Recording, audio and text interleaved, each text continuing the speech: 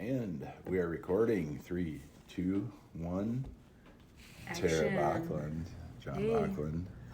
Ching ching, baby. All right, so this is, I got to get it right this time, the J&T Marital Arts podcast. No, that's not right. What? It's a marital arts podcast with Jon and Tara, but I Oh my abbreviate J&T when I'm doing the files on the computer. All right, next time I'll So, get it. we're Jon and Tara Backlund, and this is the Marital Arts Podcast. With Jon and Tara Backlund. Now say it in your best radio voice. Just a moment. How did I all of a sudden get this throat tickle right as we're starting here? Maybe there's some things you want to say. Maybe there's some things you don't want to say. Maybe. Thank you. Who knows? All right. Welcome to the... You think your Wait. voice has to be low? Hang on. No, I was trying to do it smooth. Smooth jazz. Yeah. What is it? What we're saying? The Marital Arts Podcast. You have a little Irish cream in that coffee? Oh, what the heck? I was doing so well until I was trying to do Until all you this had to stuff. talk. Yeah. Okay, so either we're Jon and Tara Backlund with the Marital Arts Podcast. No, not with. Yeah, and this is. And this is. We're Jon and Tara Backlund, and this is the Marital Arts Podcast. Bing, bing, bing, bing, bing. Woo, I got it. Or Woo, zing, zing. this is the Marital Arts Podcast with Jon and Tara Backlund. Bing, bing, bing, bing. Yay. Yay. Okay. All Whew, right. I finally got I have it. to write that down and get you some cue cards. Holy cow. No, I am accustomed to having some notes. Oh, So, well, no, that's not true. Not always. But when I've done voiceover stuff, yeah. yeah. Well, Yep. here we are, Marital Arts. Marital Arts 1 through 10. We do have 10 marital arts that we noticed in our life that we practice. I mean, we could go on. We could probably have 100 marital arts, but We could. I think the 10 most it's kind of like a framework. It's a principled framework. Yeah. So. Like a 10-legged chair. Maybe a 10-legged table. Yeah. How about that? How about a So- 4-legged table with 10 seats around it? That would be 40. That'd be like a 50. mastermind. It would be. Be a mastermind table. So something like that. Well, you were kind of talking about that when you said we should talk about friends and family and how they apply to marriage. Or don't apply to marriage. Or don't. Or shouldn't apply to marriage. How about that? There's that too. You want to pour me some more, Yeah, please? I actually kinda redid loose. this. I'll let you try this. So we tried a new coffee maker this morning, and we're mixing after. It's a really, it's the Spin coffee maker, SPINN. Not sponsored. Not sponsored, Do but you they're like a that? startup, right? Do you like that? Yeah, it is good. That was the really strong stuff, and I put it back in the blender, and I put about maybe a third cup of half and half in it, and then blended it really good. I think that's about just right. Yeah. For the strength that I like. Farthest drink you like, Tara? Am I Get some Irish going there. speaking funny again? Not that Irish is funny. It's Or just, it can be funny. Could be Celtic, depending on which isle you're going on to. I don't know. Do you think if we went to Ireland, Do you go on to islands I'd in start- Ireland? That's how they say it. Which island? Island. Which This is my island. Oh, now you're quoting Braveheart. Yeah, that's a good one. Huh? Yeah, it is. Yeah. So which island are you going on to there, Tara? Oh, whatever one is the most fun. You're supposed to say the Isle of Tara. Oh, the Isle of Tara. Yeah. Is that how they say Tara? Even Well, though it's an Irish name? You got an Irish name, yeah. Yeah. You are like the Irish Spring. You're always Am so I? wonderful, yeah. Oh, thank you. And I smell amazing all the time. Yes, Yeah. you do. It's good. Yep, nice green grass and, just enough of a mist to be mysterious, but Your mist is mysterious. well, that's where the word comes from, John. That does Mysterious it? comes from Mysterious mist. because you can't see through it. Okay. Hello, I mean that's a clear etymology. So mist used to be spelled MYST then.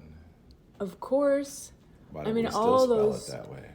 Because English is funny, and you change, I I laugh at before English all the E time. except after C, and then I laugh sometimes at Y. the English all the time. Yeah, so do the Irish. Partially because They're of not their really fond teeth. of them. Yeah. Yeah, I'd probably end up picking up a little bit of a accent if we went there. Well, you remember when we were in the backyard that one day, and you said a good morning to you. I don't know how that happened. Yeah, it just came out. It's like that one night where Star, our cat, she's like meow, meow, meow. No, that's not how it went. How did it? She was meowing, and I said, Starry, are you a cat? And she says, meow. Yeah, like literally, like she has lips, and she says it exactly. And we looked at each other like, did that just happen? Right. I was glad we were both there, because it was one of those stories that you wouldn't believe someone would believe you. She went like meow, meow, and you were like, Starry, are you a kitty? She goes, meow. Yeah, it was ridiculous. Meow. Just like us mimiking a cat sound. Right.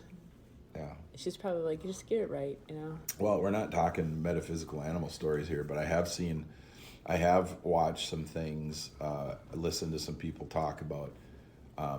One guy was talking about his dog, and he said that his dog was always very attentive, and like dogs are, they're very attentive and paying attention to you most of the time. And his dog had done something, and it seemed very human-like. And then his dog was facing away from him, and he said out loud, he goes, I know who you are. He goes, I know you're an angel. And the dog turned around and looked at him, and he said he had the surprised look of a human on his face. Wow. Yeah. And then he kind of turned and kind of scuttled away, kind of went into the next room. Yeah, just kind of like, you found me out. I'm busted. Yeah, totally. I'm going to get demoted. Yeah, and then he said when the dog looked at him, he expected English to come out of his mouth. That's how human the dog's face looked when he turned and looked at him. Wow. Yeah, he was so freaked. He's Busted. like, I thought I was just about to have a conversation with my dog, like a normal English conversation. That might be fun for RSJ. Yeah, I'm working on that. Direct. I'm working on that with Dave right now. Put some ideas, like more specific ideas. I'm working on that, yeah. Are you saying, I know, Tara? Yes, I know. I'm already doing it. Hence why it's coming out. Yeah, and I talked to Matt about that yesterday, too. Oh, cool. Yeah. I didn't know you talked to him. Or the day, when we talked to him, when we met with him. Oh, okay. The day before. Friday. Yeah, we talked about that. Today's Sunday. It's Easter. It is Easter. Yep. Yes. Happy Easter. Have you found all the eggs? I didn't know there were eggs to I hid find. them all over the place. Did you? Yep. They're raw eggs. Our real real raw eggs, so don't step on anything that looks like it's under a blanket. And make sure to find them all. Yeah. Do you know how many you hid? No. I can't count, you know that. Not in small numbers. No. I refuse to count small numbers. Mm-hmm. It's like I can't drive. If it's under 50 million, I just guess. Yeah, it's somewhere around 35. Yeah. Yeah. So like when you say the temperature outside, it's like in order to say the temperature, like it went up 5 degrees, you'd be like, it's 65 million degrees. No, I do the math from the sun. And so it's really easy for me to say 30 degrees because I'm doing the math in my head. Oh, yeah. The sun is this temperature right now. It's this far away from the earth. That means it's 30 degrees where we're at. Yeah. Oh, so you have to do massive calculations. Massive calculations just to talk about simple numbers. So how do you do math? So for example, the other day we had a family dinner, which kind of Generally, I don't, and I'm serious about guessing. But go ahead. Okay, so your parents were trying to figure out how old you and your brother were as kids when they moved out here. Okay. And they're having a hard time with it. So they're like, Tara, how do you figure this out? So I'm like, okay, what year was John born? It's 1969, great year. And then it's like, when was the house finished? Okay, 1984. Okay. And I said, well, this is how I do it. Yeah. I said, I round up one. I changed John's birthday to 1970 to make it easy. Then 1970 to 84 is 14 years. Yeah. Then I add back that year, so that's 15 years. Yeah. And they're like, what? And I'm like, yeah, that's just how I do it, you know? And... Well, they're trying to use exact numbers. My dad's really good with numbers in his head. Yeah. Yeah. And I don't think that's, I'm sure I'm not the only one that does that kind of thing, you know? It's like a shortcut. That's where I started rounding, because I just would say, you know, well, about 14 years. I wouldn't Go the extra step of adding in the one extra Well, it doesn't matter. I mean, that entire question, that line of questioning doesn't matter. It's like when we were hanging out with a friend the other day and we were talking about recycling, and then you said that I throw Kleenexes in the recycling, and that person went off on it. Like, and I'm going... You're probably actually helping the recycling process, because the Kleenexes arguably would be easier to recycle, right? They're like really light paper. They wouldn't recycle them. And then, John, I'm in an imaginary universe here. If I were recycling, I'd be like, great, these are more of John's Kleenexes, and they have some great snot in them, and it's going to help the... No, we would call it DNA. We would say there's some DNA in here. Yeah? Yeah. Some bodily fluids. I'm sure they love that. I would tell everybody. If somebody came over and I had a Kleenex sitting there, I would say, could you throw that away for me? There's some of my bodily fluids in it. And I do that all the time. Here's more John's. I mean, I already deal with so much of your bodily fluids. It's no biggie. Yeah. So anyways, back to math. No, for me, I would say it'd be really easy, because we moved out here when I was 12. No, but apparently you were 15. No.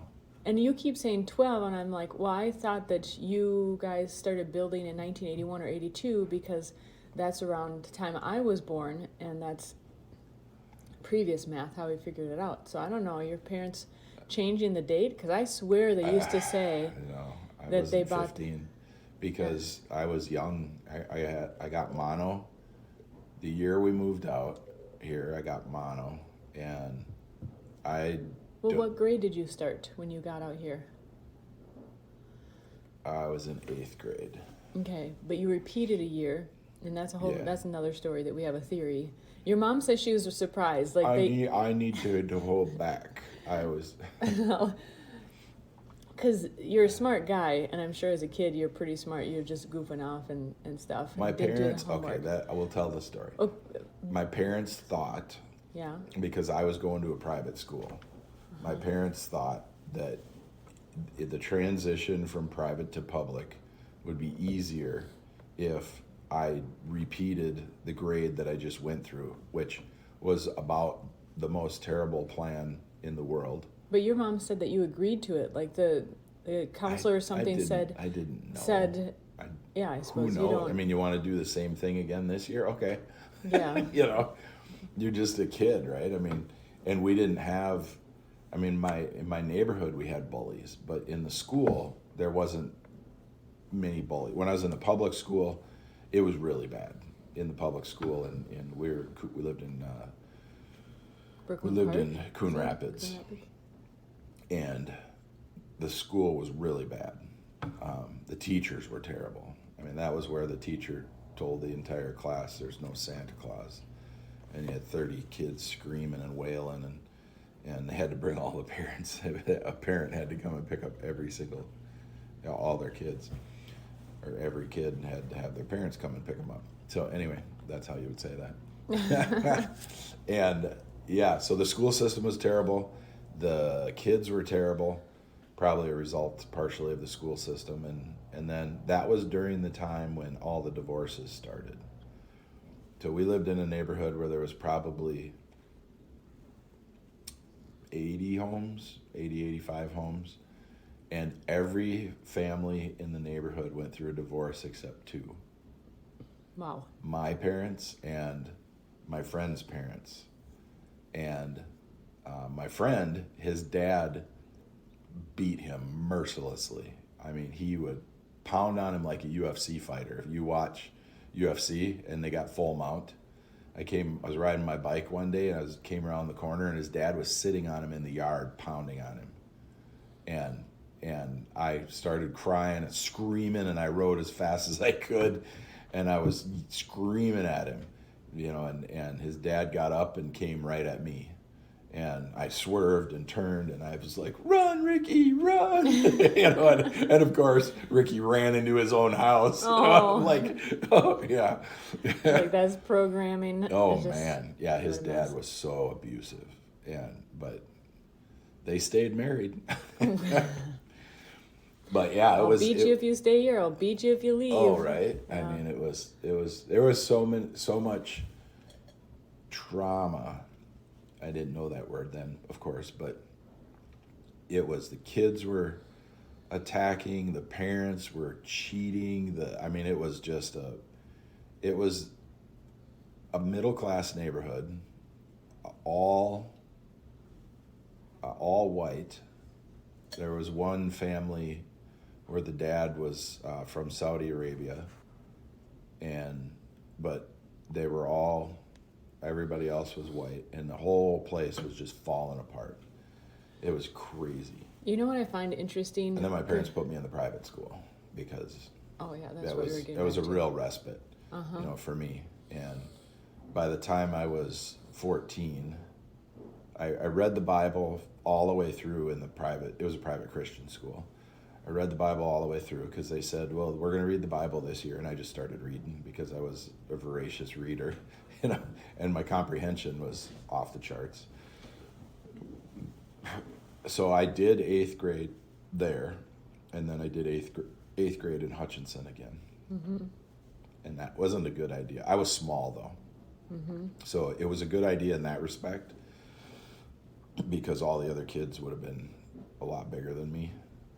You weren't necessarily short, you were real slight. And I think my birthday is on the cusp, too. In July. You would have been one of the youngest already in the class. Yeah. Like I was always one of the oldest. Yeah. So my parents were, and they just made it an option, and I said sure. My parents, obviously when you're that age you trust your parents, and I wasn't one of those kids like you see nowadays. I mean, I respected my parents. I loved my parents. I might have talked back a few times, but you got to give it a try. Well, my parents were very. They were. I would say they were naive, since we're talking about family and all this and how it relates, and you still see it now. They, like if you ask them, they'll kind of give you their opinion. They're not like me. Like I can give you my opinion for 2.5 hours. Yeah, without even being solicited. Yeah, it's like expected. You're talking to me, you're going to get my opinion. That is exactly how I think. Yeah. Yeah. Otherwise, why are you talking to me? Yeah. There's no purpose if we're not sharing ideas, right? So just for a moment, back to the repeating a grade thing. Yesterday we were talking, and your mom was like, yeah, he was so agreeing to it so quickly. We were kind of like, really? And I'm like, oh, there's probably a cute girl or something, Not at all. But, no, they didn't. We didn't move to Hutchinson before they asked me. It was when we were leaving Coon Rapids. Yeah, they were like, next year in school, if you want, your dad and I were talking, blah, blah, or, your mom and I were talking, however it went, would you like to take the same grade again, just because it's a new school and all that. And I was like, yeah, sure. Mm-hmm. Yeah, you have no comparison. It didn't matter to me at all. You have to carry it for a moment. I thought, hey, this is going to be fun because I like to I didn't know that I wasn't going to be doing the same studies. We were going from a Christian school academy to a public school. The major difference was most of the kids in the Christian academy were very, very smart. And most of the kids in the public school were very, very dumb. But do you think it was innate, or is it because they'd been in that school system and how they'd been taught? It was more of like a I don't want to say a pack of wolves. It was more like a pack of dogs when I got to the public school. In the private school, it was more like a bunch of very independent people that learned how to work together. You know, the intelligence level was very high. And I mean, the studies were difficult. I mean, they were doing reading comprehension with those little machines with the scrolls, and you would do a reading comprehension like every week or every 2 weeks, and they would test you, and then their goal was to get your comprehension level up, right?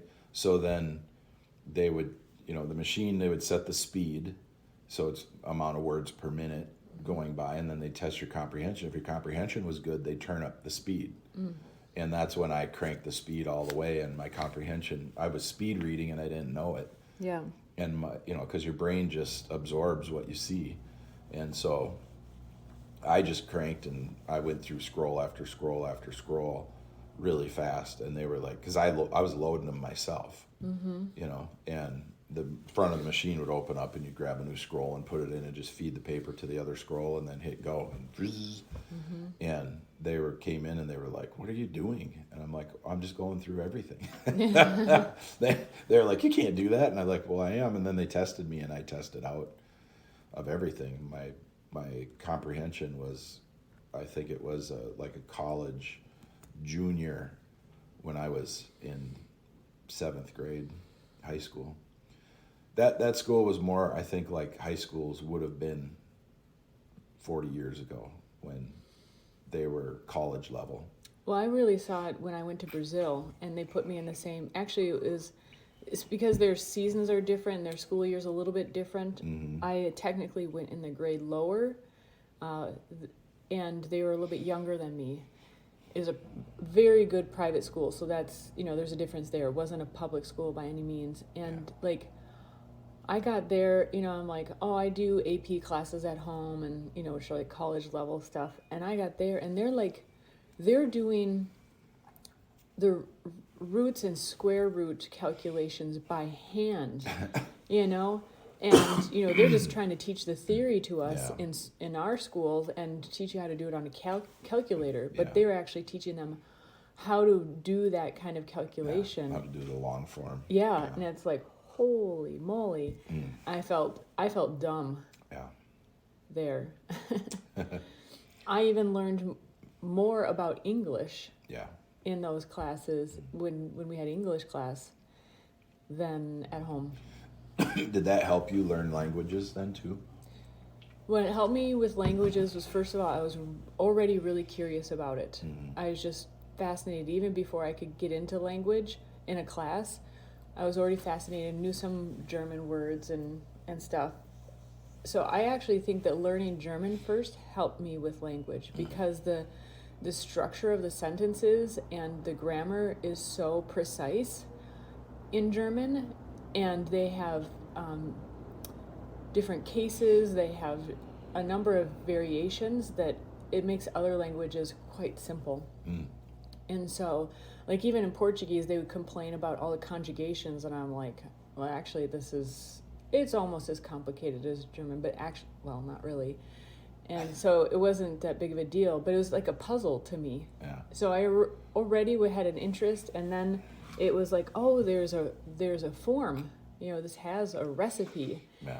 And then it all just came together. But it's pretty strong in my chart, my astrological chart too, that foreign language would be a thing. Yeah, well, I'm so glad I grew up in the time I grew up in, where we didn't have computers, we didn't have a VCR, we didn't have, if you were watching a show on TV, you had to watch it at that time or you didn't watch it, and now you can get anything you want, anytime you want, and it's really distracting, Yeah. So. Well, I think it's a balance. It's interesting, talking to parents of, let's say, kids, 12 and under in particular. And I mean, there are parents who are like free range, let their kids do whatever with electronics, and then there are parents that are like none at all. And there's obviously various degrees in between, right? And I think, there are plenty of studies that show how much not having that stimulus, not having that exposure early on I can think change the brain. But then the exposure, well, kids learn so fast too. Yeah. It's not like if they don't get the proper technology exposure when they're little that they'll be completely lost the rest of their lives. I think in this generation, like if we had a couple of kids right now, I would say that we sit down when the kids can reason, right? When you would probably start thinking, okay, they can do a few math games on the iPad, or they can, do some reading on the iPad, but we'd still have books. Like we have quite a sizable library, and we'd be like, one book a month, and once they can read, and it would start out with decent kids books, and then it would graduate pretty quickly to, some interesting books that are more for teenagers or adults, and that kind of thing. Because I would grab any book I could get my hands on. I would grab the dictionary. I read the dictionary. I read the encyclopedia. We had the Encyclopedia Britannica. Yeah. And I mean, I literally traveled the world in the encyclopedia, and was so interested in everything. The pictures they had were fabulous, and the descriptions and the history, and all that kind of stuff. But I think parents should discuss with their kids, even tell them, how you always want to be on the iPad, and they're like, yeah, well, what if all you ever did was just stare at the iPad, and you never went outside, and you never played with your friends, and you never, talked with anybody? Would you like that? Well, no. Well, kinda. Sometimes, the kids would reason a little bit, and then I would help the kids understand that type of thing, and then I would get a schedule from them. I'd say, how many hours a day do you think you should be on your iPad?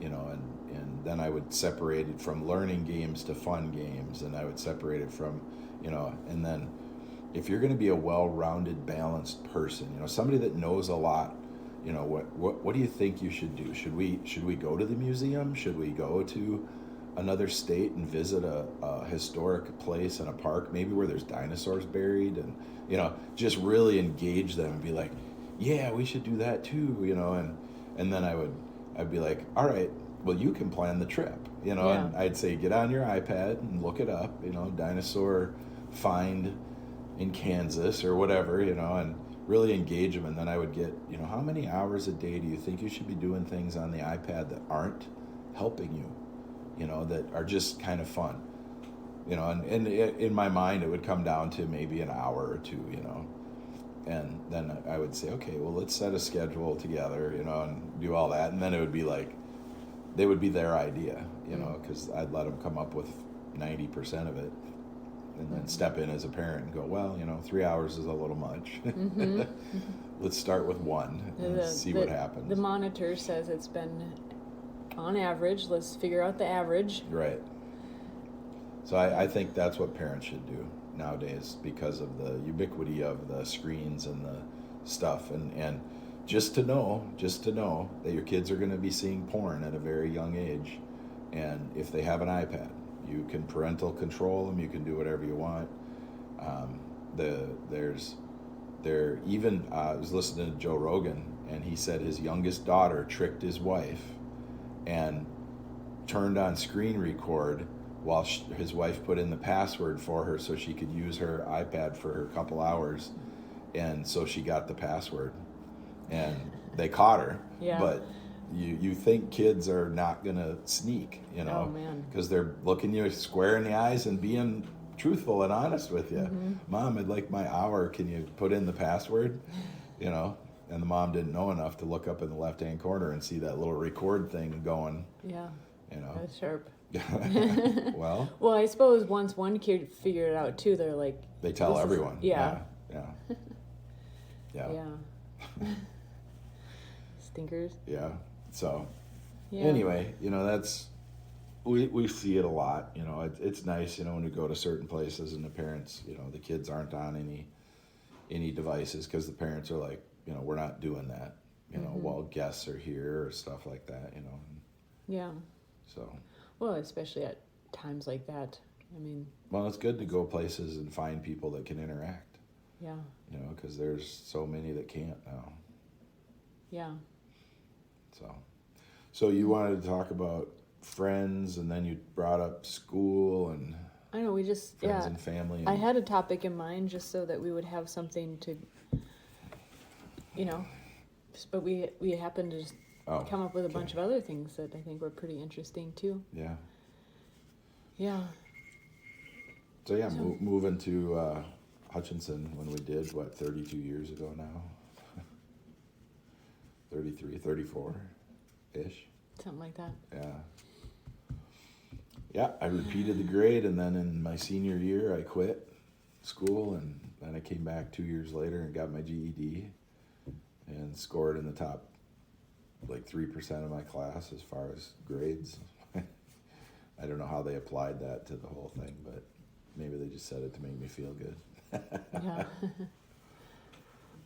Yeah. There's all kinds of ways. Even way back then. Yeah. Well, I didn't have a problem. I just went in. They gave me this study guide, and they're like, "You should study this." And I'm like, "No, I just want to take the test." And I took the test and passed, and so. Well, I think as usual too, it depends on what are the standards, right? What are you aiming for? The actual GED. Well, I was trying to get just the certificate because, there were places when you're young, I was searching for jobs, I was bouncing around doing different jobs and stuff. And every application would say, do you have a high school diploma? And, do you have a college degree? All that kind of stuff. And, I was honest probably most of the time, in marking no. And then it would come up. And that's where I started saying, hire me for 2 weeks and see what you think I can do and what I'm worth. And I was always the best on the job, so. Yeah, because I mean, I've worked with college graduates, and I've been astonished by, what they can't don't know. Yeah, what they don't know, and particularly writing. And so I can see how that, it is, I think, a good standard, a diploma or a GED.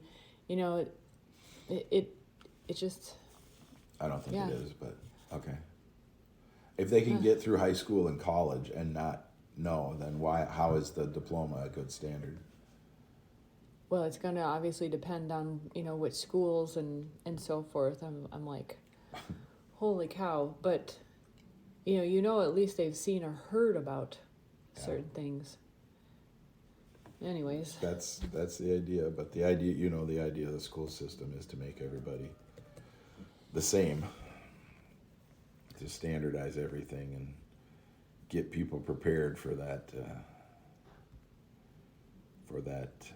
what do you want to call it? Well, the 9 to 5, the industrial realm, right? Yeah. Yeah. To be ready to work. Yep. I'm surprised, actually, the more that we hire on people and there's 9 to 5 kind of work, I growing up, and it's particularly in high school when they're talking about college and doing the testing and stuff, I think it was a benefit that I didn't have much context, and it was a drawback. I've said a number of times, the only thing that I really knew that I told my high school counselors, I just don't want to be in a cubicle and at a desk all day. I didn't really have a context, but what I was saying, what I was tuning into myself, is that I need freedom to just do different things, be here and there. There's some part of me that knew that would just be soul sucking. Yeah, well, you wanted to try and, be creative and that type of stuff, and But I didn't see how that would apply in life. To a job. Well, you don't know until you know. Yeah. How many jobs did you have when you were in high school? By the time I had several. Yeah, so 6, 7 different types of jobs. Fast food, cleaning hotel rooms, babysitting, painting houses, kind of stuff, odds and ends kind of things. Translating. That was my last year of high school. Yeah, so it had a nice variety. So you put your new skills to work. You learned languages, and then you put those skills to work and got paid for them. And that really skewed things Oh, excuse me. Because Switch. you got a really good job. You were getting paid well for your age. Very well. Yeah. I mean, it's still a wage that people What were you consider. making? $25 an hour? Right. And you were 17, 18? 18. Yeah. 18 by that point. And you Yeah. didn't have a high school diploma. Not at that point, nope. So what did you need it for? Well, exactly. That's Yeah. why I was like, I was doing the math for college, and I'm like, okay, they say maybe a teacher. I'm like, oh, maybe a language teacher. I'm like, but I'm already making that Yeah. amount of money. And you didn't have any college debt. Right. Obviously, you're in high school. Right. Here, I'll get you. So you saw the same thing I saw. You know, I was making more than I got out of one of my teachers what they make, and I was being sly. You know, I was like, you know I don't do very well in school, but I was thinking, you know, maybe someday I could be a teacher, and I could make as much as you. no, I didn't say that. Yeah. I could be a teacher, you know, because you know I really do like people, and you know, John, if you focused yourself, you would be a great teacher, you know, because you understand what the class clown is like. You understand, you know, you're really good. I've seen you defend people before, you know, and you know, physically and verbally, and you know, so I got this teacher. He told me how much he made, and I was shocked. I was already making more than him. Yeah. I was working full time in high school, and I had worked at a place called HTI, Hutchinson Technology Incorporated, that did all the suspensions for all the disk drives in the world, and they made computers possible, and that was because of my dad. My dad literally made hard drives possible for the world, and that is something that nobody will ever know unless they listen to this podcast or talk to me, because I tell people all the time. But you know, guys like my dad are the unsung heroes of everything, you know. So and the teacher was telling me, you know, you could be a great teacher, and I'm like, yeah, I don't know, you know, I thought about it a lot, but I don't, you know, do you guys make, you know, how much do you make? I mean, you know, I don't need a lot, but I don't know, you know. People always say teachers don't make enough. Oh well, we make, you know, I think it was like 20 at that time, was like 22,000 or something. Yeah. And he thought that was great because he got all summer off, and he was a construction guy, so he would build sheds for people and do small construction jobs all summer. Yeah. So he thought he had it made. Right. And in my mind, I was like, okay, well, I was working all year, but I was making 32 or something at that point. 32,000 a year. Yeah. Yeah, it really does skew things, you know, and by that point, when I was doing the translating still in high school, I had more of an idea what life costs. I was in high school. Well, I was in high school too. I was in high school making that much money. Yeah. Yeah. Well, and then, you know, we actually had books that, you know, you do a placement test and say, you'd be good at this in a career. And then I would look at the income, you know, out of college, and I'd be like, it's going to take full paying all the loans at once. It's going to take me 4 years to pay off my school loans. And that doesn't include the cost of living along the way. And that's if 100% of the, you know, if I'm going to be a teacher. So you weren't going to take out a loan for living either. Well, to me, that didn't make sense. I had heard more and more after that people doing A lot that. of people do that. Well, that's how Oh my my generation and younger, you know, have such high debt, is that they were able to use their school loans for their They lifestyle. buy cars on it. They live off of it. Yeah. And then spend a little too long in school and take classes that aren't applicable anywhere. Yeah. So it's interesting looking back that, you know, there's just enough naivete, there's just enough knowing myself, there's, you know, doing the math. Yeah. And it's interesting, you know. Yeah, the way you do math, imagine when you had to put those numbers back into that already high number of debt you would have had. I know. I was like, heck no. Right. Well, I took off this $3,000 a month because of oh, funny. Yeah. No, I was going to go to college to be an attorney. I was going to do my pre-law in St. Cloud, you know, because I didn't have good grades my last couple of years in school, so I needed to get my grades up, so I would have had to do generals and pre-law, and then they would have rated me, decided if I was going to be good enough.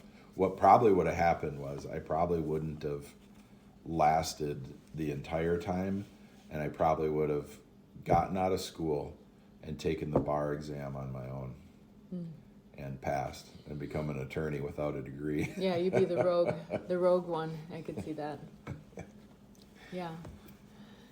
I thought the other day, well, I could have gone into like international business, and I'm like, I am an international business. Yeah, I thought, totally. and right after that, I was like, well, I am actually Yeah. through my own routes. Yeah. So that was kind of an interesting realization. Yeah. Totally. Yeah. So that's how. And I love being married to you. That's awesome. Just thought I'd say that. I love being married to you. And Yeah. that was the transition point as well. I met you in my senior year of high school. Yeah.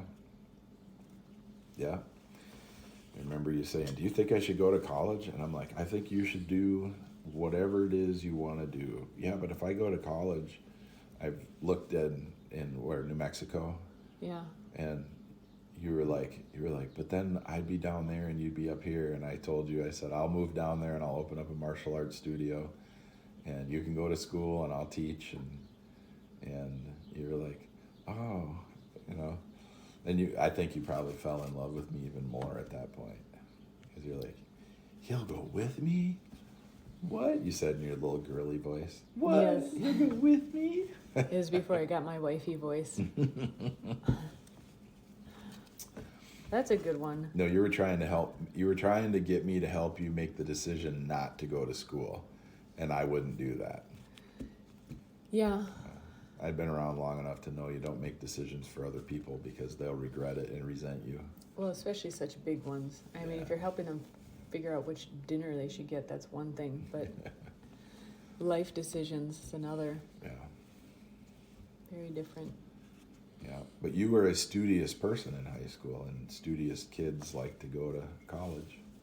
Yeah, it seems like a natural match. I think I'm going to keep getting good grades. Woo! Yeah.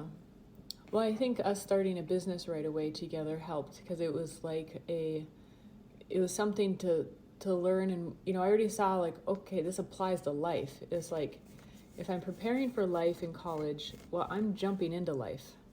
Right. And the business that we joined was a multi-level, and there were a lot of books to read and like things to learn, and so that, to me, that's even better. Like, not just being a studious person, but like having something to apply it to right away. I think language, that's what I love about language or music, is you can learn something, you can see it, and you can try it out right away. Yeah. And get immediate feedback. But I think it's a misnomer also to say that you're preparing for life in college. I don't think you're doing that at all. I think there is. Hear me out. So I think for some people it is a good transition, in the sense that it's a controlled environment. Let's say it's a typical campus. There's just enough control, like you're in the free world, but there's just enough rules, right? And so they're testing it out. You make connections that, how many times have you heard people who are like, yeah, this buddy in college, I'll just give him a call, and you get the connection. So I think it's a different realm. Yeah. No, I see that. I deal with those people all the time. Yeah. Yeah. It isn't real life. No. But it's like an intermediary. You're not under your parents' roof, but you're still connected in that way. So I moved out of my parents' house when I turned 18. I signed a contract, a rental agreement on an apartment the day after I turned 18. Mm-hmm.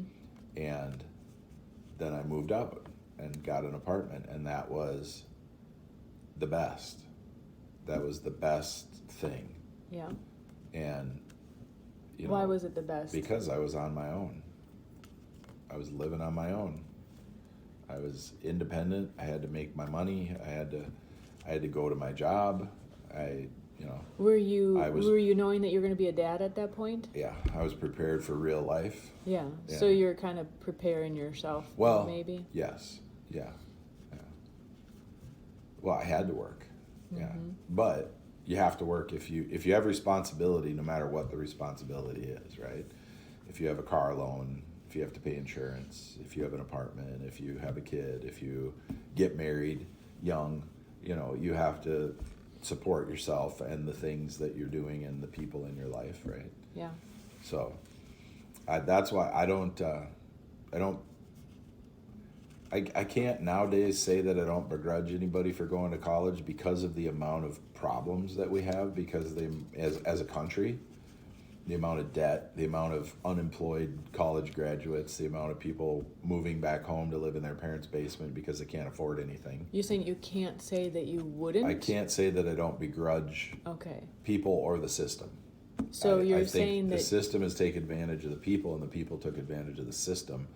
But the people that took advantage of the system, a large portion of them didn't look far enough ahead like you did. You looked ahead and said, how am I going to pay off this debt on a teacher's salary? Yeah.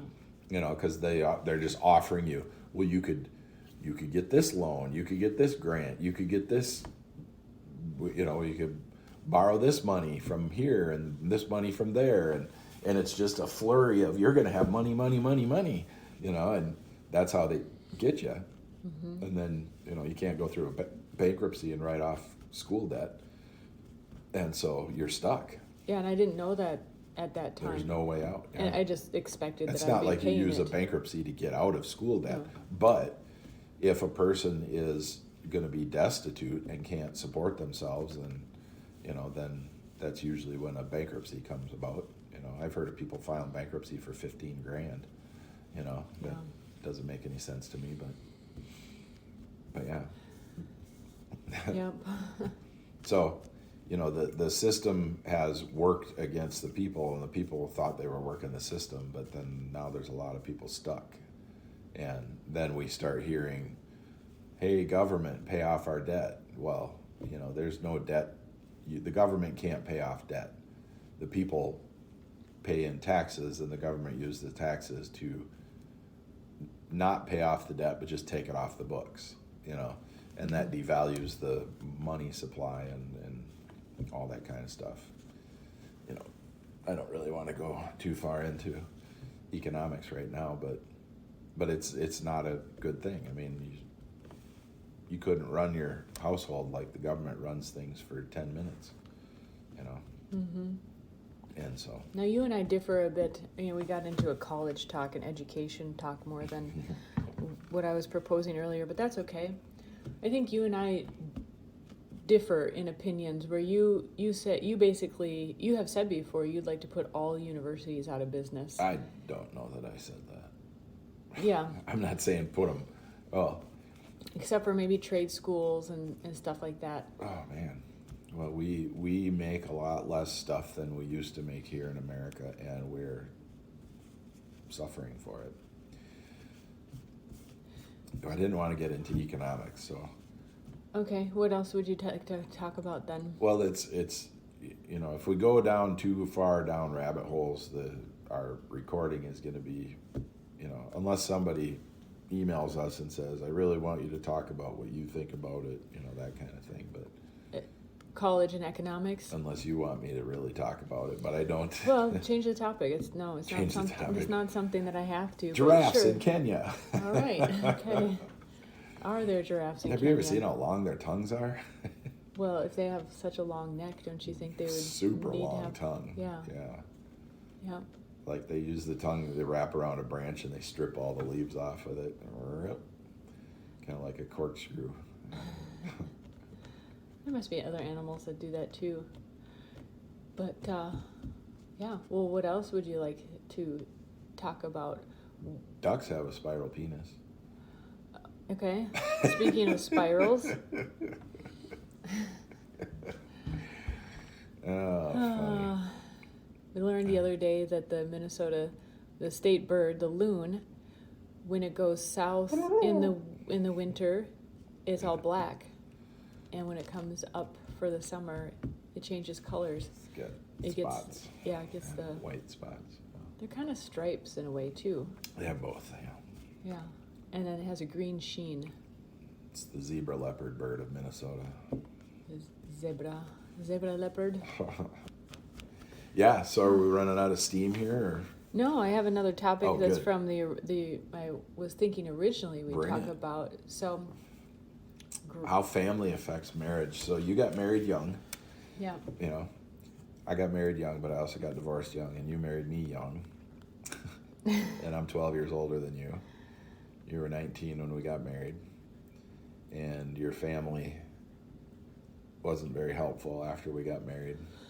So, you know, the mother-in-law always gets the bad reputation, right? And From which side, the man or the woman? Well, I've heard both, but I think you hear it more from the men. But I've heard plenty of women who've had issues with their mother-in-law. So I think it's both. And I think what's challenging is that undoubtedly it's because the in-laws care, right? There's, Sure. you know, but everybody cares in their own way. And some people may care a little too much in ways that other people don't appreciate. Yeah. And, you know, your parents, for example, they're very hands-off and like, we'll be around as much as you welcome us around. But So let me say this, interrupt you for a second. The mother-in-law rule, okay? okay. The ban on speaking to one's mother-in-law. The mother-in-law rule, the ban on speaking to one's mother-in-law, is an Aboriginal custom all over Australia. Aboriginal custom all over Australia bans a person from talking directly to their mother-in-law. This rule applies to both men and women in talking to their mother-in-laws. Perhaps the rule was, I'm not going to get into it too deep here, but the rule was to overcome common cause of friction in families, which we will then talk about in a little bit here. The husband and wife has to endure many years of disagreement or argument from their mother-in-law. To allow the rule to work, communication took place via third person. So if you wanted your mother-in-law to do something for you, you might ask your spouse. Please ask your mother, so on and so forth. When food is divided and shared around campfires, a mother-in-law had a small fire of her own. Wow. Separated from her son or daughter-in-law and their spouse. Wow. So, this is a good one to talk about. It's very interesting. Yeah. Because there's tradition around this. Yes. So, and especially her own campfire. I mean, that is so like visually representative as well. That's that is based upon things that we know, being married. Things that I know, having been in other relationships. And you could talk about it too, because you had a relationship where the mother was telling the son constantly, this girl is not going to stay with you. So she's technically your mother-in-law in that respect. But so you there's weren't married. so many things that we could comment about. So first of all, when we were having issues with my parents, and now we don't have issues with them because they're divorced and we don't see them. It's a great solution. And actually, you getting involved helped me because I had been in this situation my whole life and I didn't know how to create the boundaries. I didn't know. I was involved in helping you. I was not effective in communicating with your mother. Well, that's true, but no one has been, really. Right. And you communicated with my dad, you know, which helped to a degree, but he was very influenced. It helped to a degree because of, I think, just guy communication. And matter of fact. Yeah, it's matter of fact, you know. Like when I told him you got what you got, and he started swearing at me because he thought I was insulting him. Yeah, and that was like literally like a mirror statement. Well, that was me telling him that I can't change anything, and neither can you. You got what you got. Yeah. So interesting. Because it kind of feels as a woman that you're supposed to make things good with your mother-in-law or someone you're dating. And that's like the curse of the woman. I mean, to make up for or try to make up with, you know, I feel sorry for women in that respect because I hear a lot of it. You know, I've heard you talk to friends and about your issue because they have an issue, right? But so many of them just go back for more. They just go back for abuse. And it is tough. You know, the more, we've talked about this a lot, the big 5 personality traits, and the more agreeable you are, it's strange. I was relating this to you about being agreeable, because you can be agreeable, but you're naturally, you like being disagreeable, which I think is very apropos for why you were thinking of becoming an attorney. I mean, So let me finish this paragraph. oh, there's more. Well, so they had Where's this from, by the way? mother-in-law would have to. So my mom and your mom would have to have their own fires away from the group. Yeah. This is like major incentive to be a wonderful person. Yeah. You know? But her own daughter or son would chat and bring over some meat.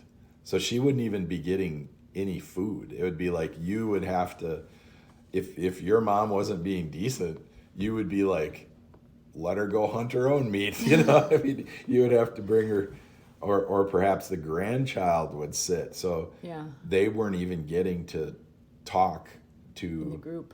Yeah, because I mean, this is Wow. and then whoever was talking with them would act as a messenger between herself and her daughter or son's partner. Yeah. That's interesting, because we, at a certain point, actually said to my parents that I would not communicate with my mom alone, because the story would change. You couldn't, yeah. I just couldn't, yeah. And, Is your mom an Aborigine? we should be, because then she is at her own fire technically now. So we had to have someone else on the line, and not just like me and you, like my dad had to be there. It's like, because the story would change from when we were talking, and then he would be like, well, your mom said this, and be like, heck no, that's not what went on. It'd be like, your mom said you said this. Yeah. Yeah. And so, yeah, that's Yeah, like, you had to get control of the situation by saying, you know, I can't talk to you until Dad's on the phone, or I can't talk to you unless you're both there. And then it progressed to the point where you couldn't talk to them unless there was a counselor there. and then getting them to And a then counselor it really was like, fell apart. Yeah. Because the counselor was trying to dig to what the problems were, and they did not want to bring up any of the problems that they had. Well, they did once, one pivotal time. Well, and We had a hence why whole- they're divorced now. Yeah. Yeah. My dad was trying to make me fix all the family problems. Here I'm 19, 20, 21, and really throughout my 30s, what a miserable time with them. And yeah, I'm on a Don't rant rant. and roll. Don't rant. Well, you know, I get it. for years I debated whether to share this publicly. Like, even, you know, because you hear, so I was getting a facial the other day, and she's, you know, this used to really piss me off. Tick me off. You know, and granted, it's just people in the industry. You're getting your hair done. You're getting some kind of service. Like, They're chatty. Yeah, They have to Easter's be. coming up. What kind of plans do you have? You know, and You're I'm getting like, together with the family. yeah, and for years it'd be like, oh, you know, I'm trying to forget about them, you know, like, don't bring them up. And then, but at this appointment, it's been years, so it's not as bad anymore. She's like, wow, our stories are more alike than, and I just gave the highlights, Yeah. you know, because I used to then try to cover it up. Oh, you know, they're doing their own thing, you know. It's not a bad, people need to know. It's, you know, when somebody asks, they might be searching, you know. Well, she's like, our stories are more alike than I ever knew. And it's not a bad thing to say, I don't get along with my parents. Mm-hmm. You know, you don't have to be like, well, this F and B did this, you know. Right. You just be like, yeah, we don't get along. Yeah. You know, they started coming after me after I got married, and they didn't like their family breaking up, which it was a real codependent situation. And you were like the mother in the family, and you had been put in that position, and it's not a place you can stay. Mm-hmm. If you're going to go live your own life, you know. Right. You can't. And then when you did go to live your own life, your mother, the mother of her own children, stepped in and acted like a scorned sister, and really tried to destroy relationships, and did, and was successful in that. And that's sad. It's really sad. Yeah. I mean, I felt a lot of pain for you for several years, you know. I mean, I tried to help as much as I could, but, you know, when people are that far gone, you know, and they're caught up in their own machinations, you can't, it's very difficult to save them or rescue them. And since I've learned how common this is, Yeah. you know, some variation of this, hence why. And I think it's valuable to look back into tradition. It's very common in a certain generation. But look at what you just found, though, too, is what I'm getting at, is that, there are certain rituals put in place Where it's that common, we've gotten away from. and we don't need to talk about it, but it's common in what would be considered kind of the second wave of feminism, where the women don't cook, and they think that, somebody else should clean their house, and they don't cook. They're not performing motherly duties, and that generation tried to be a friend to their children, to their daughters, the mothers, a lot. Well, they threw the baby out with the bathwater in the sense of tradition. Right. And that, not all traditions are bad. And they badmouth their own mothers, because when Well, here's an example for a moment, right? That is totally a different thing, but relates. So many religions have fasting as a part of their ritual. And nowadays it's like intermittent fasting, do this fasting and that fasting, and it's like, wow, they've there's taken it out of the tradition and put it into the social structure. It's the religion of science now. It's very much so. Yeah.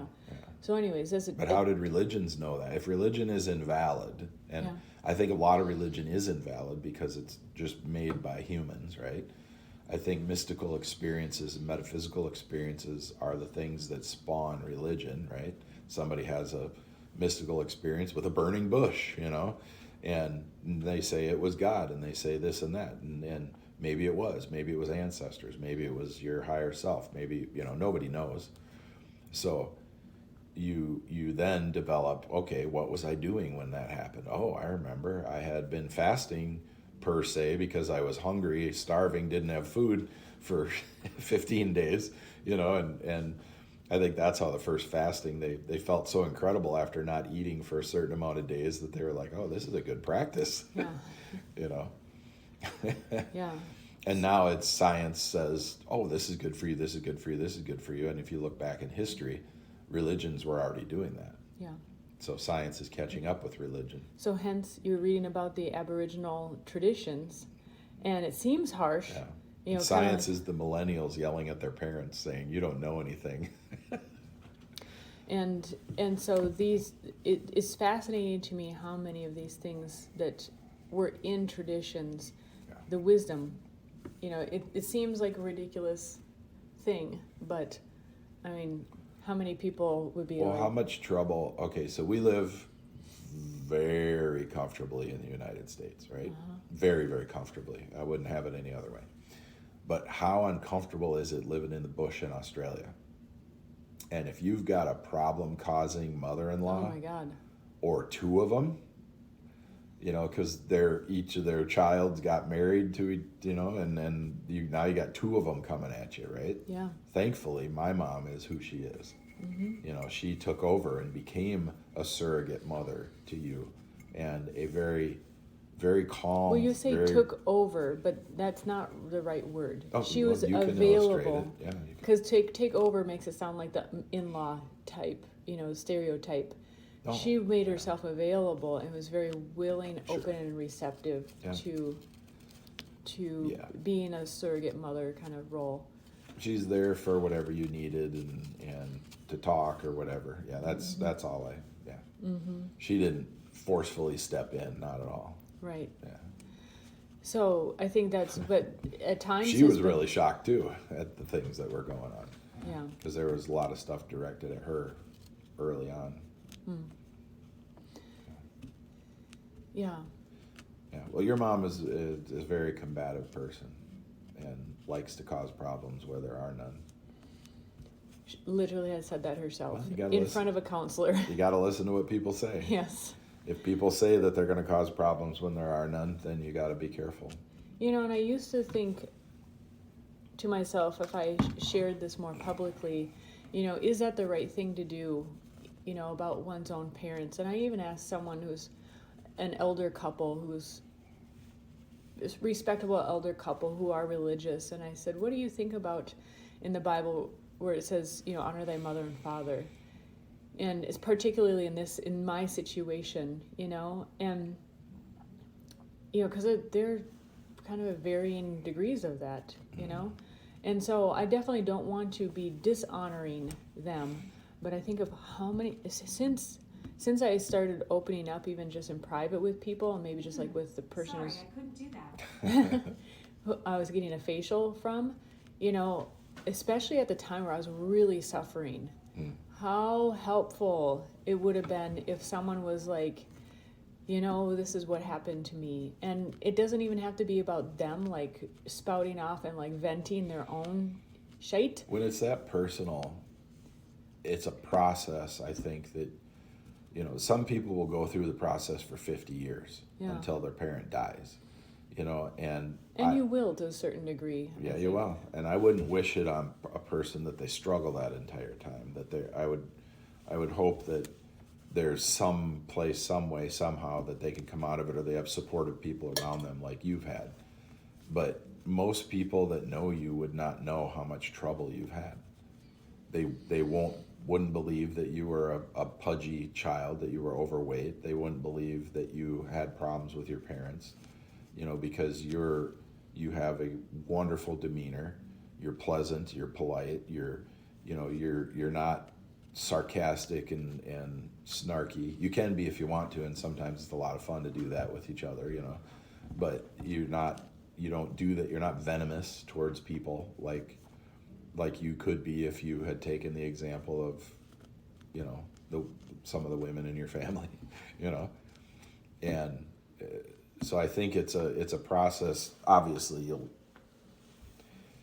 processes with family are never over. You know, they're always either you're trying to maintain, you're trying to cultivate, you're trying to recover, or you're just trying to have fun together. You know, and usually people are, from what I see, a lot of people don't treat their family as well as they treat people they don't know very well. Yeah. Because they think of the things that make them upset instead of the things that can help the group move forward together. Mm-hmm. So your parents have been exemplary in the way that, you know, they really stay out of things, you know.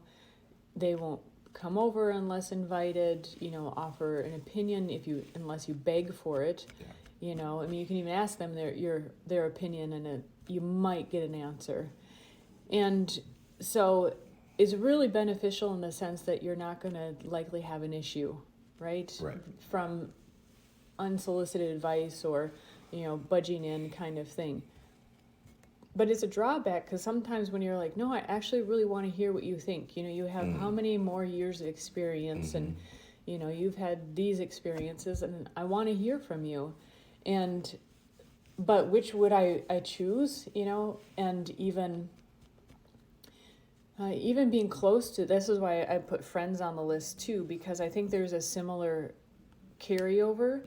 You know, when you care about someone, it's hard to, well, I don't offer my opinion just right out to anyone, hardly.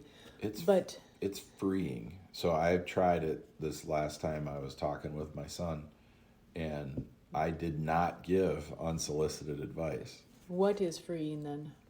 Not giving advice. I didn't know that. I thought even though my parents are the way they are, and they never taught me to give advice. They never gave advice. And so I thought I was missing something, right? Because I look at them as wise. They're very successful people in life. They've been married now for 50 plus years. They're in love still. They take care of each other. They're, you know, and in business they did fabulously. And so I'm like, I think, wow, you know, these people know what they're doing, right? Yeah. But they never gave any advice. I mean, in fact, the only advice I ever got from my dad was, why are you doing that? You'll never make money with that. And that was so devastating because I was doing what I wanted. I was doing something different than what he thought I should be doing. Yeah. I was doing something I wanted to do. And I thought to myself, holy cow, if my dad doesn't think I can make money doing this, I'm going to be broke. Yeah. You know, and I was in my 20s. You know, but we are programmed that our parents are the authority. right? I mean, just because you were born to them and they raised you, they kept you alive. And so innately, subconsciously, I'm sure, we're just driven to listen to our parents. And one of the gifts that your parents gave you, and then I'll get back to your parents gave you the gift of disowning you, which sounds terrible. But if they had kept their claws in, if they had latched onto you and kept just whispering in your ear instead of screaming at you, get out of my life, you know, that you would have been messed up, I believe, because that subtle message constantly being whispered at you that you're doing things wrong, you're making the bad decision, you're with the wrong person, you're not living up to your potential, that is so much worse than somebody just cutting ties. Yeah. And, you know, so that was a gift to you. Now, I learned the gift my parents showed me just the other day. I didn't give advice, and I felt no responsibility. Wow. I was like, okay, I was biting my tongue, biting my cheek, biting my teeth, biting my lips, biting my toe, I was biting everything to not say something. Yeah. And I was just commenting peripherally. Like I said things like, well, it sounds like you really have some wisdom, you know, and he said something like, well, yeah, I know a lot of stuff. And I said, no, I said, you're applying it. And it sounds like you've gained some wisdom with respect to this. And I was, you know, and then I stayed out of it. You know, I was like, you know, I'm not going to dive in and tell him what to do and give him a suggestion and say anything. And I wonder on his end, was it freeing for him? Or was there part of him that was like, God, I wish my dad would just give me some advice. You know, he's given me so much advice in my life I didn't want. Now I'm sitting here saying some stuff and I kind of want it, but I don't want to ask. And, you know, all this is going on in my mind. It's so interesting that you use the word freeing. Yeah. Because I'm one that I don't typically give advice. No, when you give advice, you tie yourself to the situation. I just realized that.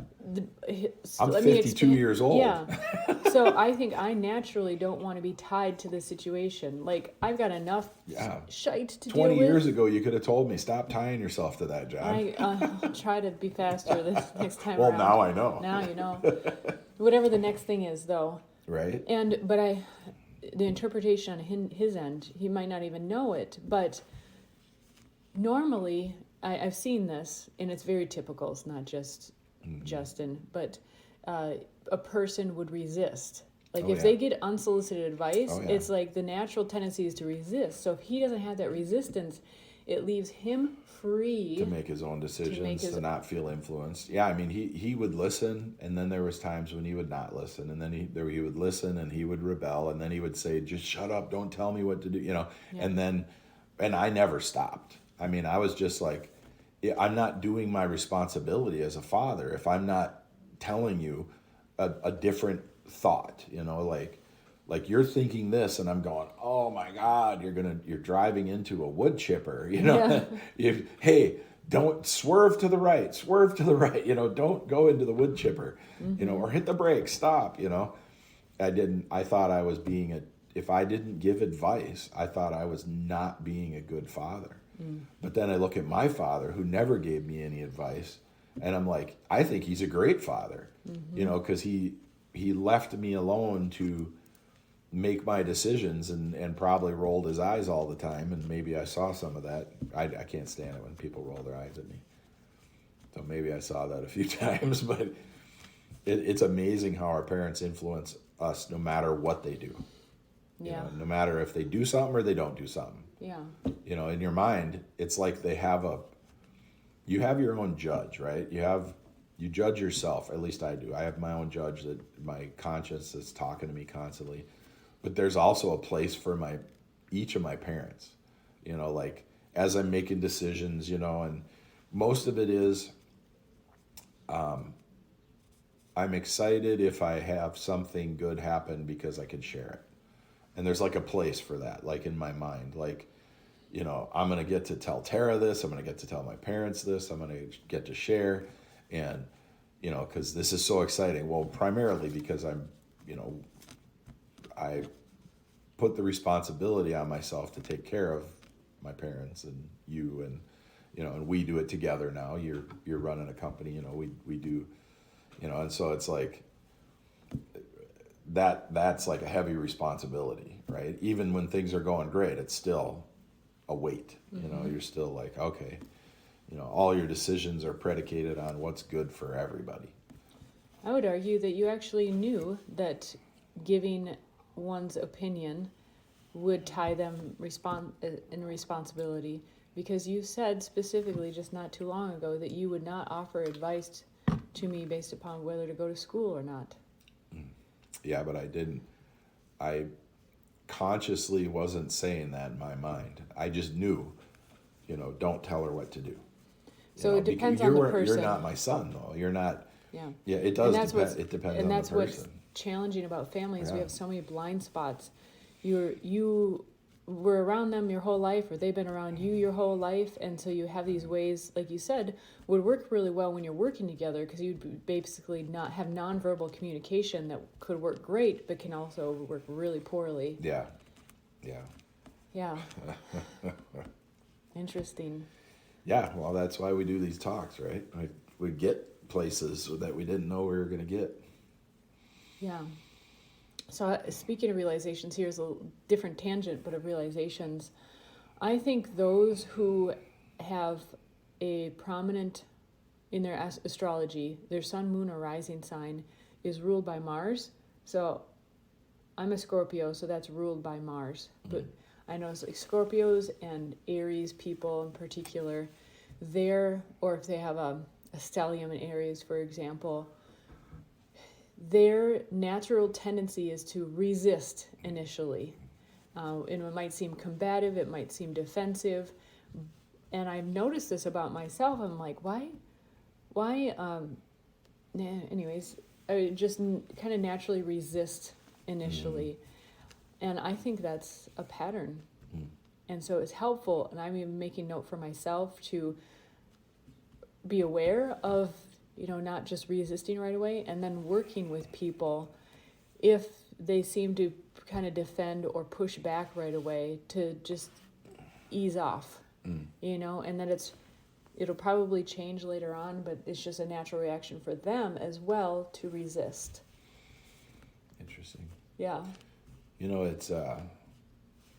It's more and more, you brought up astrology again, more and more because mostly you study it, but we can see how the correlations happen and why it's actually very important, to know your numerology, to know your astrology, and to correlate with the person you're with, because you guys, you overlap with the person you're with. If you're going to have a great relationship, you overlap. If you're not, you stay relatively separate, So numerology and astrology, I can also see why a number of religions, more of the, what would you say, the stricter versions of the religions would say that is of the devil. And I can see why. There are people who study particularly astrology and will essentially worship what they're seeing, and expect, the worst or whatever. And when you study the energetics, like mysticism, and what's in the Bible is actually, they're allegorical stories as well. The Bible's super mystical. Extremely mystical. And it actually, among other things, is teaching you how you can use your energy to influence your life, and particularly how you want it. And, there's talk about, thou shalt not have any other gods besides me, and before me. Yeah. And I can see how, if you start essentially believing in and worshiping astrology, for example, you are putting your power in something else. Now, to clarify, in these mystical teachings, they say the Bible is teaching that the power is within, right? Like the belief the size of the mustard seed can move mountains. And I'm not quoting directly, I know, but the gist, it's right? The Doubt. Yeah. Say, okay, then what is it? Doubt the size of a mustard seed can, you can move mountains lest ye not have the doubt the size of a mustard seed, blah, blah, blah, which will essentially stop you. Right. Yeah. So it's teaching how to have focus. Yeah. And in a singular God. And we're not talking a singular deity, in a figure, but an energy. And so I can see, and I've even questioned myself at times, how much to give credence to astrology. It's true. I believe it works. I've seen the patterns. Okay, you're right. Sorry. Okay. I pulled up the verse. Yeah. Jesus said, because of your unbelief. Now that it's, okay, so it goes back and forth. So if I go directly to a quote on liberty.edu, I tell you, if you have faith as small as a mustard seed, you can say to this mountain, move from here to there, and it will move. Nothing will be impossible for you. New English Version translation. And then if we go down to, I don't know which version this is, Matthew. Because you have so little faith, he answered, for truly I tell you, if you have faith the size of a mustard seed, you can say to this mountain. Okay, so I took because you have so little faith and kind of transposed it into that is doubt. That the mustard seed is a doubt, but it's faith the size of a mustard seed. So yeah, you're correct. All right, very good. Usually I'm correct about the Bible. Usually you are, yeah. But very good. So I can see how it fundamentally, energetically, let's even just speak energetics. Yeah. If you read works, there's various variations. Many teachers over the years have taught this, but I'll name one because I think it's more direct in the specific kind of teaching. Neville Goddard has some great writings on this, and on YouTube you can find them. Yeah. And so what I can see in the several years I've had in learning astrology, being a part of bringing online platforms to teach astrology, is that there are people who essentially worship astrology. And you're putting whatever you put your energy in, what you put your faith in. Well, okay, so let's extrapolate to just a larger screen here. Anything, let's say somebody worships the sun. Mm-hmm. Well, the sun is created by God, if you believe in that creation story, right? Mm-hmm. So anything that you are worshiping or putting your faith, we all have faith the sun's coming up tomorrow. We have faith the sun's going to stay in the sky today so that we don't freeze to death tonight, right? Mm-hmm. And so it's like, I don't see a difference between the earth worshipers, the sun worshipers, the astrological worshipers. If people are utilizing for betterment of humanity, right? Because that's one of the main things that Jesus taught was, using your energy for the betterment of everyone, and unless people won't listen, right? Unless people shun you. And then they are taking their own power if they shun you. They're like, I don't want to be around you. I don't want to hear what you're saying. I don't want to, blah, blah, blah. And we heard some stories about that, about religion recently, which are always interesting to me. Mm-hmm. That somebody would put their fingers in their ears and go, la, la, la, la, la, I can't hear you. Mm-hmm. Anyway, I think, I'm not saying worship the sun. I'm saying, it's more like appreciating everything around you, and people have been damaged by religions. People have been damaged by family members that are overly zealous, right? And are, well, if you're not part of this family, if you're not, whatever they demand, right? And so I don't think, here's what I don't think, given the Bible and the way it is, I have not met anybody qualified to impress upon anybody else their beliefs based upon what they have read or believe that the Bible says to them. I do not think that anybody on the earth is qualified to relay that information to somebody else in an absolute manner that says, as we heard yesterday, you are going to burn in the eternal pits of hell if you do not believe or spout off the way I want you to. Yeah. And that's how I come at it. That's why I'm so comfortable with religious zealots. That's why I'm so comfortable with fundamentalists. That's why I'm so comfortable in any situation talking about the Bible, religion, God, Jesus, Holy Spirit, whatever it is, right? Because I come from that perspective that I don't care who you are. Billy Graham, you're not qualified. You're not qualified. There is not one person that I've ever met that is qualified to take the responsibility for somebody else's soul in their hands and mold it for them. You know, that is between that person and their creator, whatever you want to say, the source, the aliens, whoever did whatever, right? Mm-hmm. And what that person has in their heart, in their mind, what they want for their own life, what they are gaining, what they're losing, what joys they have, what suffering they have. Nobody knows. Nobody knows at all. And I think the best thing we can do is open up the dialogue, open up the discussion, make a few jokes like you saw me do yesterday. You know, I brought out the burning pits of hell joke many times, you know, yeah. and I don't know if it's Jesus or the bunnies that laid the eggs. You know, I think our existence is so hilarious. You know, it's all so funny, and it's all just a big old game. You know, but I also believe in reincarnation. I also believe in past lives. I also believe that our soul goes on, and I do believe more and more that if we're not careful, if we're not focused, if we're not understanding, if we're not being our own being and utilizing our own energies and trying to find out what we are and why we're here, I think you can carry it with you, and I think you can lose it after you leave here. If you are so wrapped up in what other people are telling you, I think you lose it. I don't think you get to... It's not integrated. You don't get to take the learning with you, yeah. And that's why people repeat, in my opinion.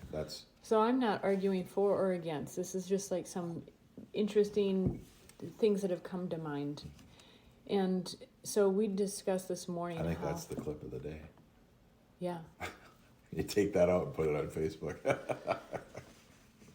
Is that we had a couple of several occurrences that were pretty amazing the other day, but we had discussed in a car ride, and you were expressing what you would like to see in the future. Yeah. And you're like, I'm getting so excited about this. You were telling me about bodily changes you were having. Yeah. And that's literally the embodiment, you know, let's say quote, and I don't want to use this, but I'm going to use it just for reference, manifestation, right? All the energetics were lining up because I was feeling complete. I was feeling like I could use everything. I was feeling like the wonderfulness of my life with you, right?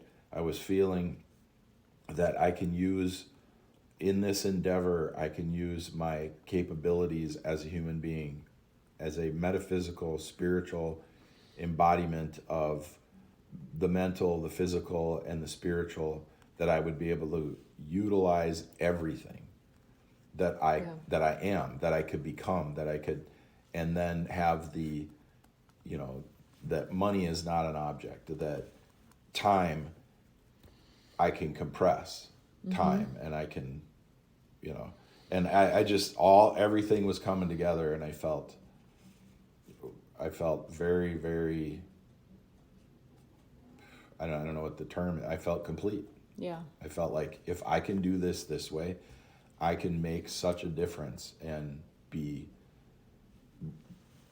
pushing the envelope and so hard, just running the rail on the edge. And, you know, I talked about creating technologies that we would need to do the things we need to do that don't exist right now, or parts of them exist, working with people that are, you know, just the mavericks in their field, and you know, just having fun, brilliant, and mind-bending conversations about how to and what to, and, you know, just, and then living life to its fullest, you know, pulling what I believe are all my creative energies into myself instead of just feeling like I'm spinning my wheels. I can't do that, and I can't do this, and so yeah.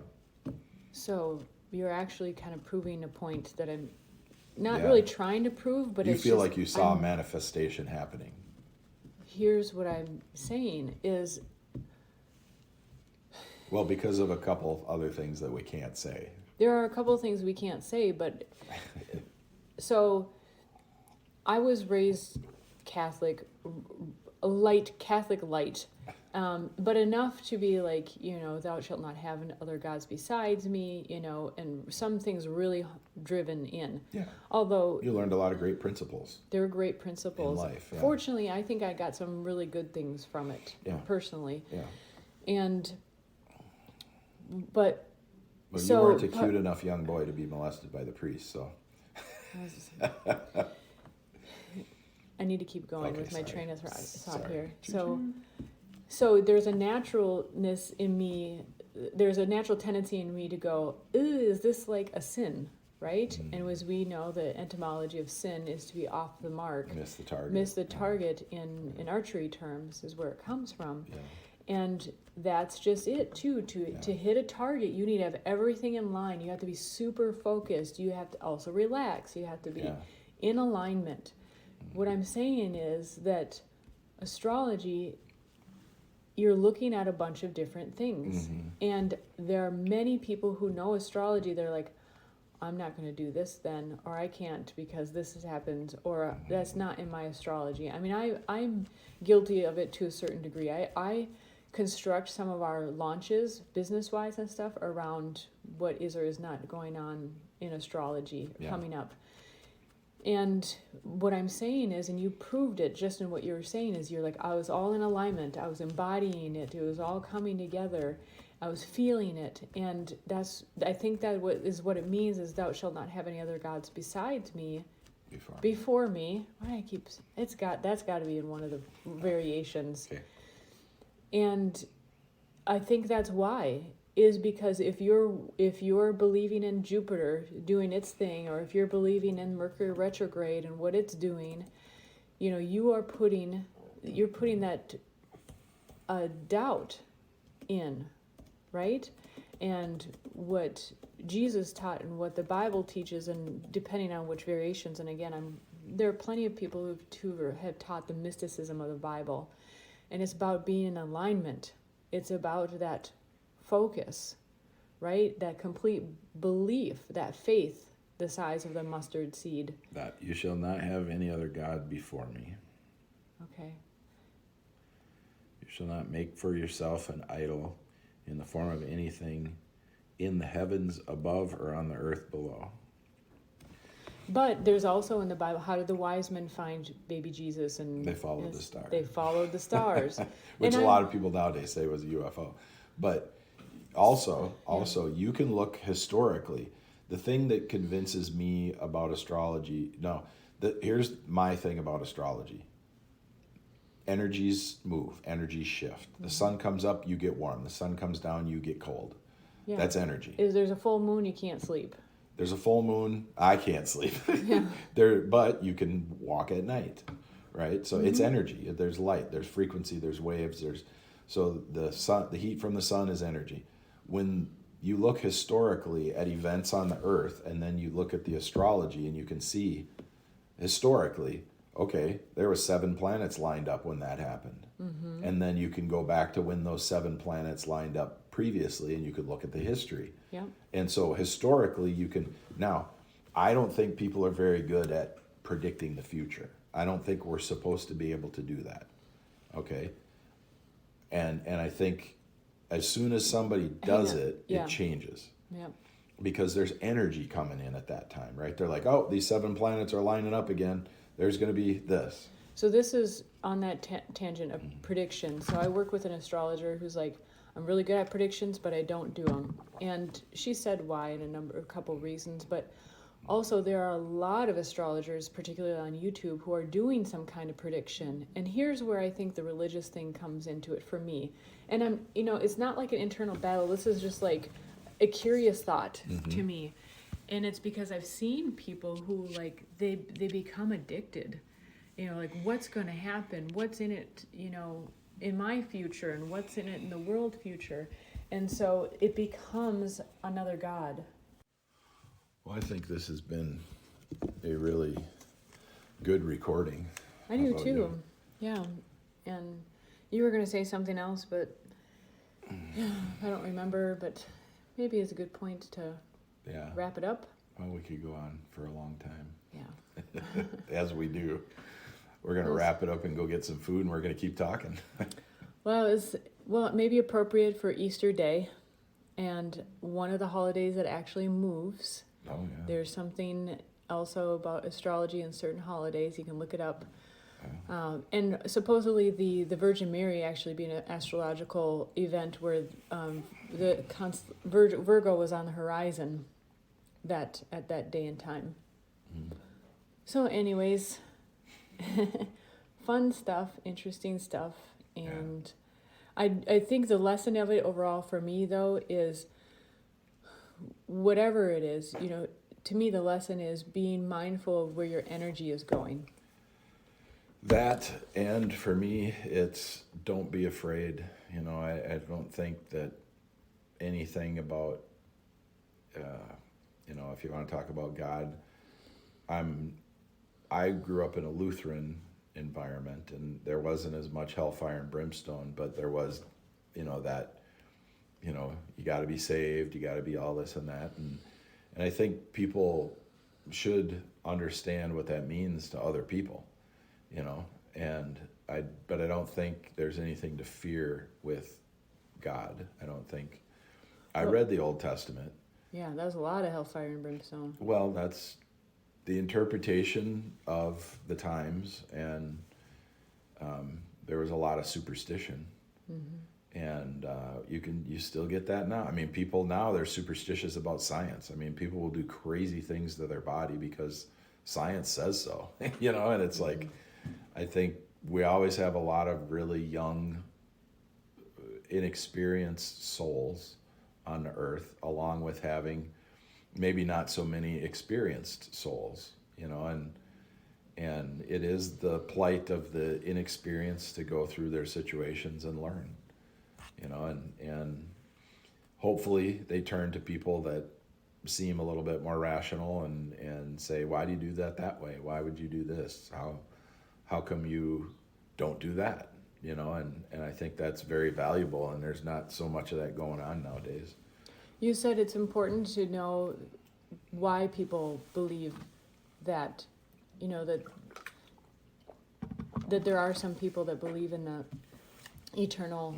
There's very few people, in my experience, and I have traveled religious circles, I wouldn't say extensively, but throughout my life, I've been around lots of people. I've been, you know, part of different things, and a lot of it is being in a group. A lot of it is comfortability in believing, having somebody around you that believes the same thing you believe. And that, to me, is a very inexperienced person that needs that. You know, that's, I don't call religion a superstition. There are a lot of superstitions in religion. I think religion is not, in some places it's practiced in a metaphysical sense. In most places it's not. It just makes people feel good. It creates community. I don't think we're gonna fare very well as a people if we surround ourselves with the community of science, because at its core, science will say that is infected, cut it out, and that will transfer from the micro to the macro, where a person not thinking the correct thing needs to be cut out. Yeah. And religion, for all of its faults, would say that person needs to be saved. You know, that person needs to be understood, they need to be loved, they need to be cared for, and, you know, not so much accommodated if they're doing bad things, but, you know, or leaving they it up need- to God they to be need the judge. Well, they need to be welcomed into the community. The science community is not welcoming at all. And they believe what they believe until they find something new, then they believe that thing. And then that becomes the dogma until they figure something new, and then that becomes the dogma. And I think there's a great thing in having a mysterious entity. There's something, obviously something greater than yourself that you can look to, because if the human being becomes all an end scientifically, then they're already talking about it. We need to plug in. We need to put technology inside of our bodies and our brains and do all this and that. And there is, to a certain degree, people have pacemakers, they have insulin pumps, they have this kind of stuff. But, I think religion would say, don't do that. Take care of yourself. Take care of the temple. Don't allow yourself to go down a path that is so destructive. You need machines put in your body to stay alive. Mm-hmm. And they're arguably extremer religions that would say not even any life-saving medication, just or prayer. Just prayer. There's a happy medium to be had. Or there's a medium, don't consume this type of food, quote food, because it's unclean. Right. Which is more true than a lot of the science stuff, because you probably wouldn't need a lot of the science stuff if you adhered to a more stricter policy of what you put in your body. And like how we kind of started this out, what science has now vetted, fasting or meditation and HRV. It's like, this is what religions have taught for eons. Yeah. I mean, at the fundamental. Well, that's because level. The religion was at the head of the community, trying to keep the community healthy, strong, and together. What's so funny is the few other couples podcasts and stuff that are out there, a lot of them are religious faith-based, and we're like, we're different, and it's like, but we're actually coming around to a conversation.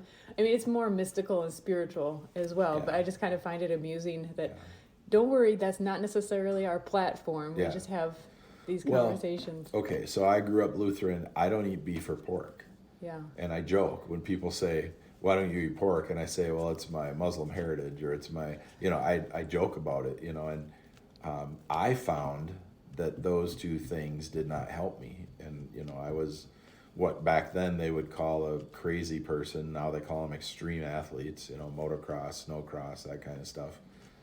And I was striving, and a lot of athletes do this. They go through changes in their diet to get themselves to a higher level, because they're like, I can't do anymore. Maybe it's what I'm eating. Maybe it's what I'm drinking. Maybe it's, and so you go through kind of a religious purification because your training and your output, whether it's racing or sports or whatever it is, that's your religion.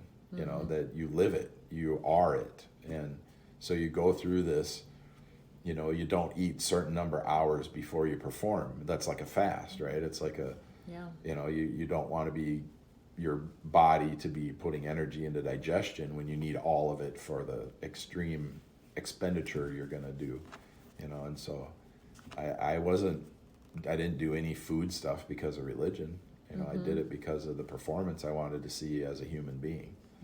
And I didn't learn remote viewing because of religion. I didn't train in psychic abilities because of religion. I did it because I wanted to be the most I could be as a human. And so I think you can do it without religion. I look back on religious things that I've gone through or been with or been a part of, and it was all education to me. It's just, even if it's now for me, it's just, well, that's what those people think. And I only know when I talk to them, but I understand when I hear it, and that's really good, so. Yeah. Good. Well, we're going to go on for another hour if we don't cut it off at some point. It's been fun and fascinating. All right. Bye-bye. There you go.